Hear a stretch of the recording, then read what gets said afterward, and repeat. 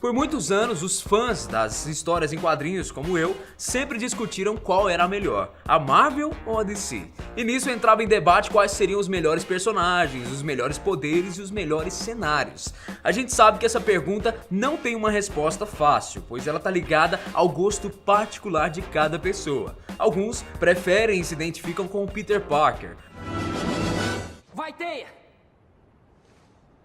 Voa! Outros admiram e gostam mais do Bruce Wayne. Quem diabos é você? Sou o Batman.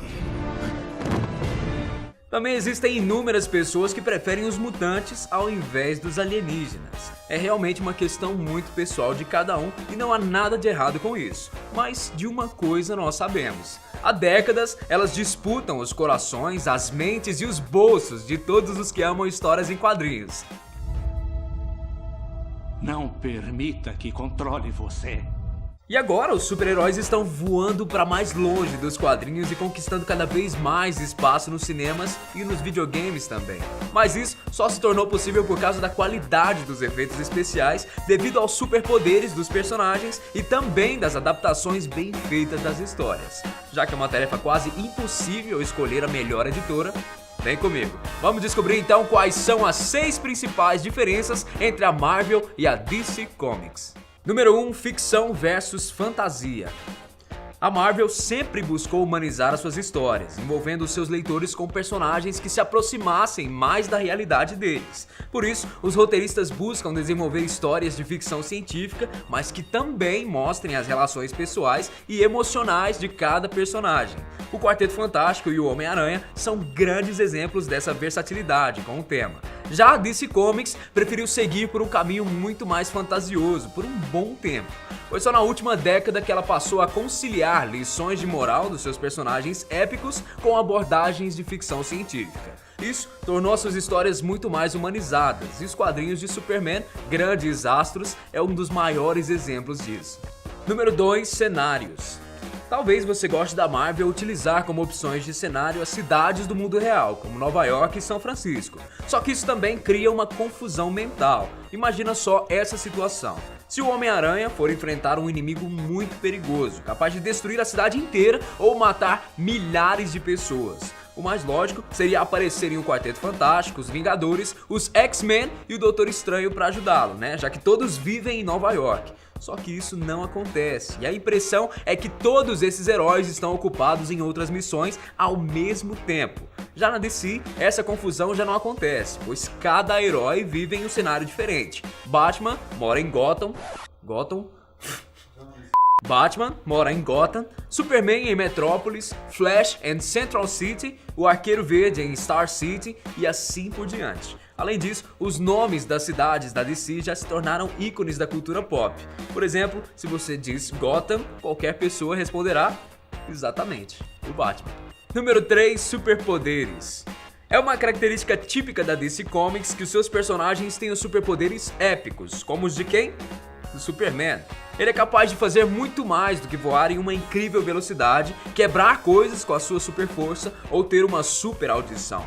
Outros personagens da DC seguem um padrão semelhante a esse, de possuírem grandes poderes que ultrapassam o que podemos imaginar. Já os personagens da Marvel costumam ter poderes e habilidades mais comuns, só que isso não os torna menos poderosos. É apenas uma tradição da editora em focar mais nos aspectos emocionais das histórias do que nos superpoderes dos seus personagens. Número 4. Cronologia. As histórias dos personagens da Marvel costumam ser mais rigorosas e com uma cronologia mais linear, já que o desenvolvimento da trama é mais definido. Só que de vez em quando, os roteiristas fazem um reboot e tudo na história se modifica de repente. Já as histórias da DC possuem uma pegada mais lendária e instável. Nunca foi deixado de publicar uma boa história só porque ela contradizia a cronologia.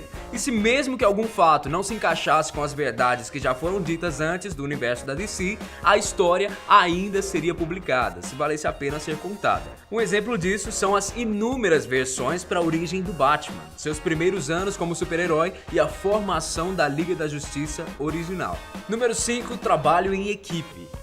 Grande parte dos personagens da Marvel foram criados com o objetivo de integrar diferentes equipes. Os X-Men, o Quarteto Fantástico e os Vingadores são exemplos disso. Assim, a gente pode perceber como os escritores dessa editora costumam criar personagens para que mais tarde eles façam parte de grupos super-heróicos. Esse conceito de universo compartilhado nas histórias em quadrinhos surgiu primeiramente nas páginas da DC, com a Sociedade da Justiça da América em 1940.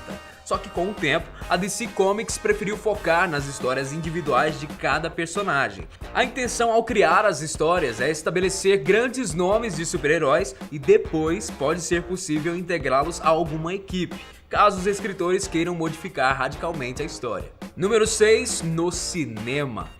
Adaptar uma história para o cinema é uma das maiores dificuldades enfrentadas pelos roteiristas e escritores. Afinal, como é possível transformar um livro de 400 páginas em um filme de até 2 horas, sem deixar nenhum detalhe passar?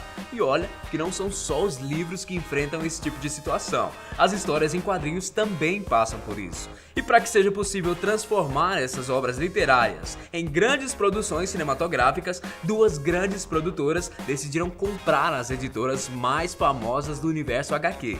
A Disney comprou a Marvel e a Warner comprou a DC Comics. A Marvel já produziu 40 filmes e até 2020 tem outros 19 a caminho. Já a DC produziu 26 filmes e outros 11 estão previstos para lançamento em até 5 anos. Os 2 filmes que mais alcançaram bilheterias entre as 2 produtoras são Os Vingadores, de 2012, com mais de 1,5 bilhão de dólares arrecadados para Disney, e o Batman, o Cavaleiro das Trevas Ressurge, também de 2012, que arrecadou quase 1,1 bilhão de dólares para Warner. Apesar das diferenças, tanto a Marvel quanto a DC conseguem impor com excelência os seus personagens e assim elas se tornaram referência mundial em super-heróis, acima de todas as outras editoras. E pra você, Marvel ou DC? Deixa aqui pra gente nos comentários, viu? Grande abraço pra você e até o próximo vídeo. Tchau!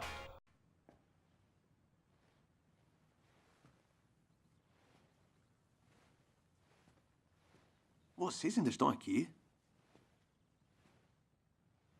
Já acabou. Vão embora.